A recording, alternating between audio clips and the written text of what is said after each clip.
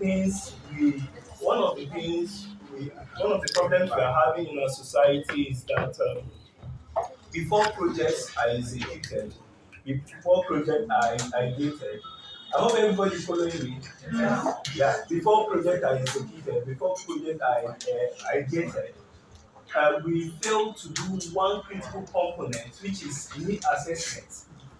When I say need assessment, is that before you go into a community and begin to address the problems you think or you assume could be their problem, you first of all need to bring them together into a table, have a dialogue with them, ask them what is their critical needs, and then from the interaction you are having, they will begin to point to the places where they are having gaps, they are having deficiencies, they are having problems, and then that's when you know where to come in.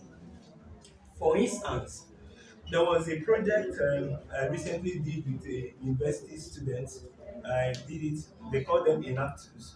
One of the project we did was one of those days we came together, we were discussing, and in the course of our discussion, they mentioned a critical problem that was faced in a community. And what was this problem? They said that they had water crisis in that community, that the community for over 60 years had not had water. Why? Because the oil companies in this community, they explore oil, they, due to the exploration of oil, the water has been polluted, the air has been polluted because of the gas flaring and all that. When we also began to interact, the next thing I now told them to do is for them to first have a first degree interaction with these people that you want to solve their problem. And when they were now having that conversation with these people, they now realized that true, of all the things you want to give to them, even if you decide to set up a big structure, it's not going to address their critical problem. Even if you decide to set up maybe a market, it may not solve their problem. What they really wanted was clean, safe, and potable water. So in that course of interaction, they were able to understand what can we do to the water they have. The water they have is oily. The water they have is when you turn it, you see colorations. The water they had was very unsafe, so they have to buy water from neighboring communities. That's from Eket. They have to bring water from Eket and bring it to the community. So what the project they now did was to address this particular problem using the local solutions they had.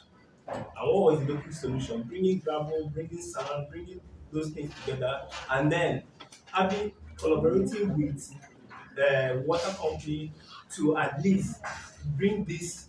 There's a particular tank in our community, a community tank they had. They had to purify that using those local solutions.